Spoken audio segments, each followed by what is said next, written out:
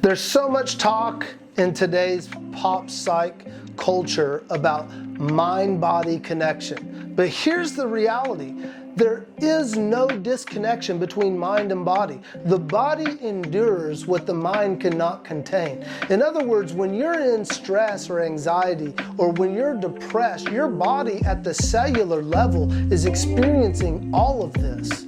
And I say sync the mind and body. And what I mean by that is that you can use the body to help sync the mind towards what it is that you want. And you can use the mind to help sync the body towards what it is that you want. And that it's an ever unfolding connected part of separates that is always in a continuous interchange. So when you talk about syncing up your mind and body, there's certain postures that are helpful. For instance, we know that having what they call rolled ball posture, which is shoulders rolled forward. It's like when you're working at a computer or you're on your phone like this. We know by studies that induces depressive states. So just by raising up out of that, putting your shoulders back in what I call mountain posture, where you put your feet flat on the ground and you put your arms straight down and you roll your shoulders up and back, and like there's a string pulling out of the top of your head, and you sit and you just push into the ground and feel your body. You're sending a new message to the brain. You're sending a message that you are like a mountain, strong, powerful. And you can think that to yourself. Think those thoughts, that you're like a mountain, you're strong and stable and secure, and you feel that in your body, and you're literally shifting the messages that are typically being sent.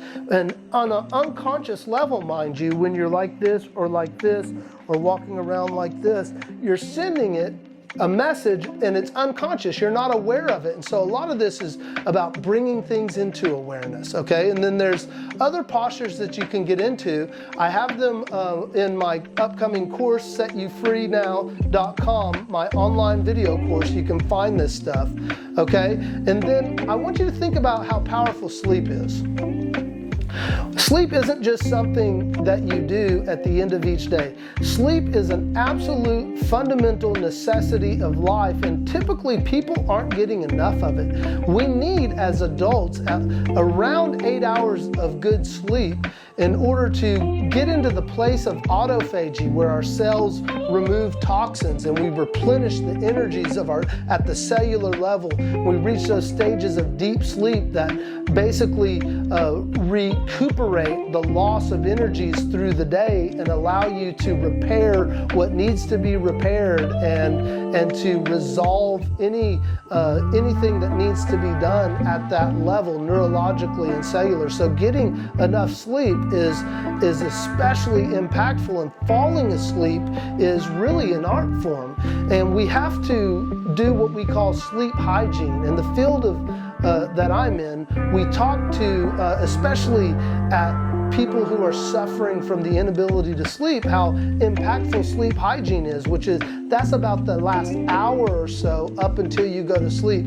Putting in habituated, habit-like activities that are fundamental to bringing energy levels down and allowing yourself to lull into that sleep state. So what you do about an hour before bed, eliminating cell phones, which have blue light. Computer screens and cell phones have blue light that actually amps up your nervous system at the cellular level. And then watching what foods, if you eat any food at all before the hour of sleep, especially being careful about that, and then doing activities that help bring you down into that level of sleep zone, which could be like reading a book or doing breath work, breathing exercises, long, slow, and deep. You might do visualization. One of the visualizations I like to do at the end of the day is to visualize the things that happened that day that I didn't much like, and choosing a different ending to it. I imagined myself working through that in a different way and having the outcome that I wanted. And it helps condition my brain and nervous system to create and experience more of that. And then, of course, along with the foods that you're eating before sleep, just the foods that you eat during the day, some of them interact in ways that create more stress, like high sugars, high carbohydrates, those types of things. And there's foods that you can eat that reduce stress, like things that have magnesium, things that have fiber and protein. Those help to reduce stress levels.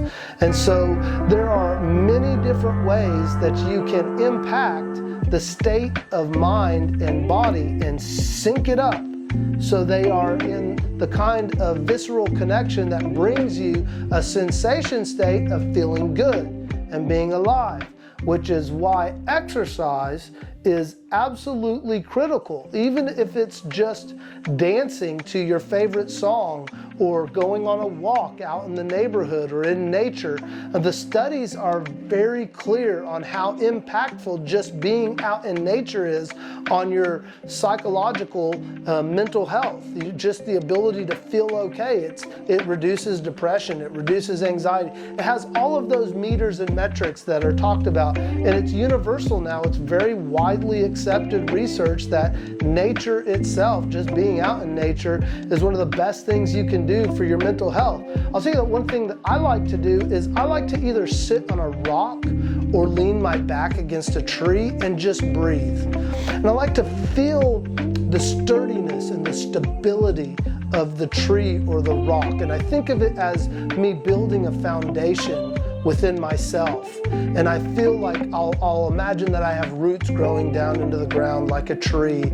And I'll imagine that my stresses and my anxieties are going down and out and into the earth. Or I'll sit on a rock and I'll think about how powerful I am as a human being and how strong and stable I can be. And I'm building those kinds of neurological patterns at the brain level. And all of that helps to strengthen your ability to mitigate and manage the stressors in your life so that you're in control, so that you're creating what you want instead of reacting in ways that knock you off of what it is that you truly want and what you want to experience in life. That's the magic of really understanding the synced connection between the mind and the body.